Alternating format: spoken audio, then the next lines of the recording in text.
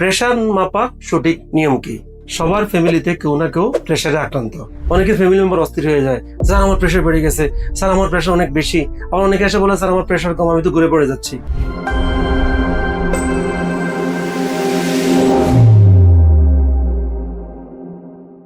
আসসালামু আলাইকুম, আমি ডাক্তার মোহাম্মদ জাহিদুল ইসলাম, মেডিসিন ও বক্ষব্যাধি বিশেষজ্ঞ, নোয়াখালী মেডিকেল কলেজ।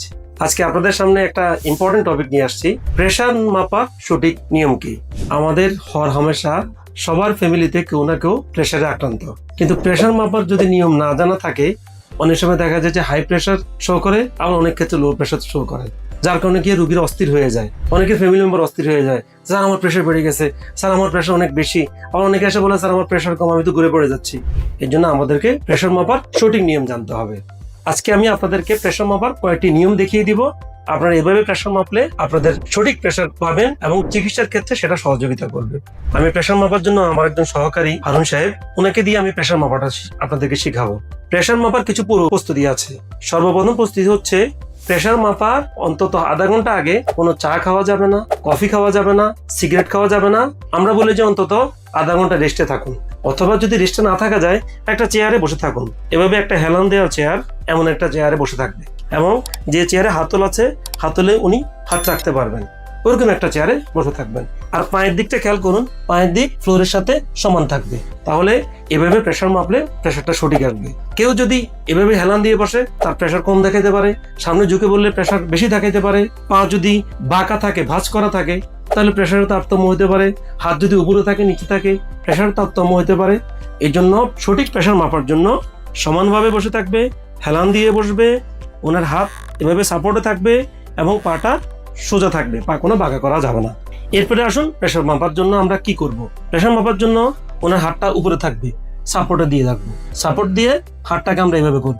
এই হাতটা যদি এভাবে না হয়ে এভাবে হয়, তাহলে কি হবে, প্রেসার বেশি শো করবে। তাহলে আমরা ওনার হাতটা এভাবে রাখবো। এভাবে রাখার পর আমরা প্রেসারের মেশিনটা নিব। দেখেন, এই প্রেসারের মেশিন, প্রেসারের যেটা কাফ, প্রেসার কাফ এবং প্রেসারের এটা একটা স্পিগমোম্যানোমিটার। আমরা কিভাবে করব প্রেসারটা? প্রথমে এসে আমরা করব কি, প্রেসারটা এখানে রাখবো। এই যে একটা কিবোটাল ফোসা বলে, এই ফোসা থেকে একটু উপরে রাখবো। উপরে রেখে প্রেসারটা আমরা মেশিনটা আমরা হাতলে লাগাবো। একটা জিনিস খেয়াল করতে হবে, যখন আমরা লাগাবো অন্তত 2টা আঙ্গুল যেন ঢুকে হাতের ভিতর মধ্যে দিয়ে। যদি বেশি টাইট করে লাগাই, তাহলে কি হবে, প্রেসার বেশি শো করবে। আর যদি নরম করে লাগাই, প্রেসারটা কম দেখাবে। তাহলে সেই ক্ষেত্রে আমাদেরকে ওনাকে একটা সাপোর্টে দিতে হবে, যেন হাতটা যেন একটা সাপোর্টে থাকে। এভাবে রাখবো। রেখে আমি আমার স্টেথোস্কোপটা নিব, নিয়ে এখানে একটু ফিল করব। ফিল করে এটা আমরা উপরে রাখতে পারি, সাইডেও রাখতে পারি। আমরা উপরে রাখলাম, উপরে রেখে আমরা প্রেসারটা মাপতে থাকবো। প্রেসার মাপতে হলে কি করতে হবে, দেখুন সবাই, এই যে আমরা এই যে উঠাচ্ছি, আমরা উঠাবো মিনিমাম আমরা 200 পর্যন্ত উঠাইতে পারি। উঠে আমরা আস্তে আস্তে ছাড়বো, আস্তে আস্তে ছাড়বো। ছাড়ার পরে